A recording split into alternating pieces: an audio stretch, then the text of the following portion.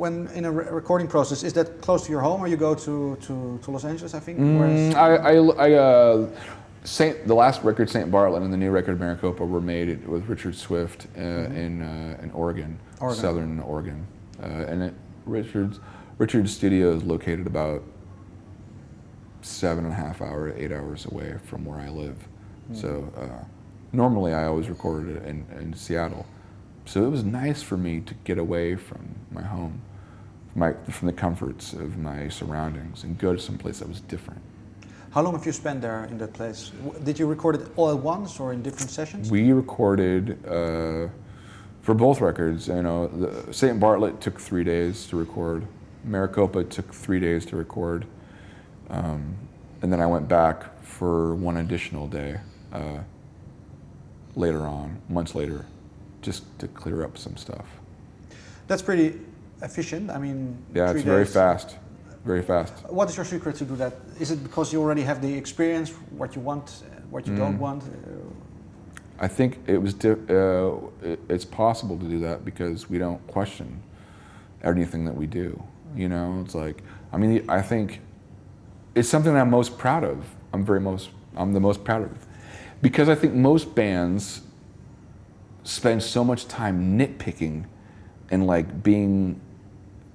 criticizing about where they're going with their records, and they spend so much time, like, you know, 2 weeks of just the drums, you know, 2 weeks of just the vocals.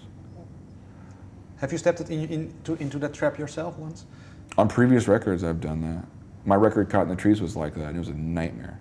It was a complete and total nightmare. Not because of the producer's fault. He was great.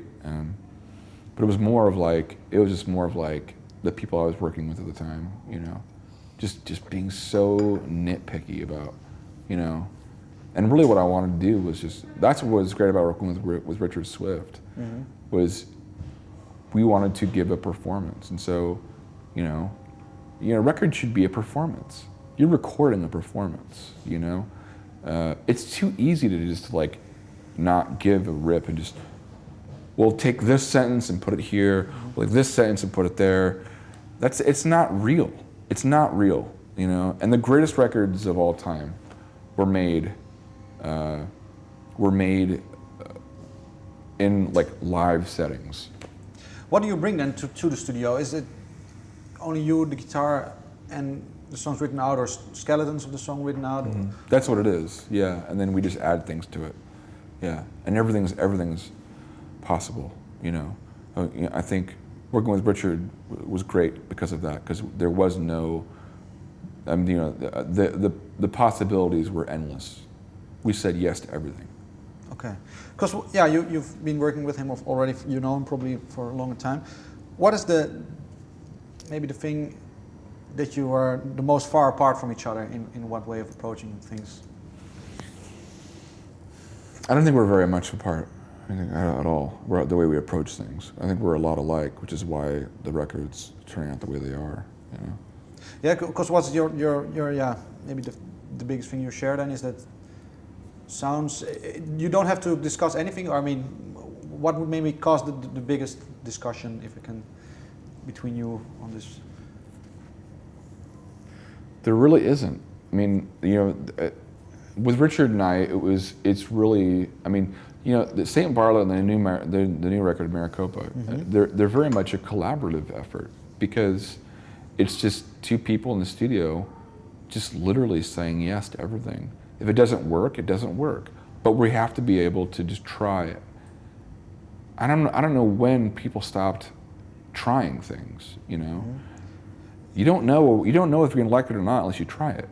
Is it maybe something you had to rediscover? Because I think a lot of maybe bands for the first time in enthusiastic phase, they just try and have no... But that's the best times of their life. That's the best time of the band's career, is always starting out. That's the romance period, you know? It's like it's like a couple when they first meet, everything's brand new and it's always great. But it could always do that. You could always be that way. And music especially. There's always things to discover. You know, again, music is endless. Music is the ultimate freedom. Was for you, you said you took a half year off. Was that before that or after that? After we did Maraqopa, yeah. Okay. Yeah. But yeah, maybe this, the thing you just said about being fresh about something, is that something you had to learn at a certain point to Yeah, maybe I had approach things newly? Yeah, I had to. It's a very childlike way of living. It's a very childlike approach. You know, kids. You know, like my son is a good example of this. When he was little, you know, I would say, you know, okay, let's get in the car. He would never ask me where we were going. He would never ask me where we were going. You know, we can go to the bank, and it was like, oh, we're at the bank. Oh, great! This is great. You know. Oh, we're at the grocery store. Oh, this is great. You know, and then that's how it should be with music. I learned to be a childlike, again, with music. There were so many possibilities, and you just start saying yes to things. You know, you start saying yes to things. Your son's now 11, so maybe in a couple of years' time he'll become in his early adult. So he probably starts saying no to things. Oh yeah, I mean, he's definitely opinion now. I mean, I'm not saying you're not going to have opinions about things. I'm just saying be open to things. My son is still very open, but he's also very opinionated.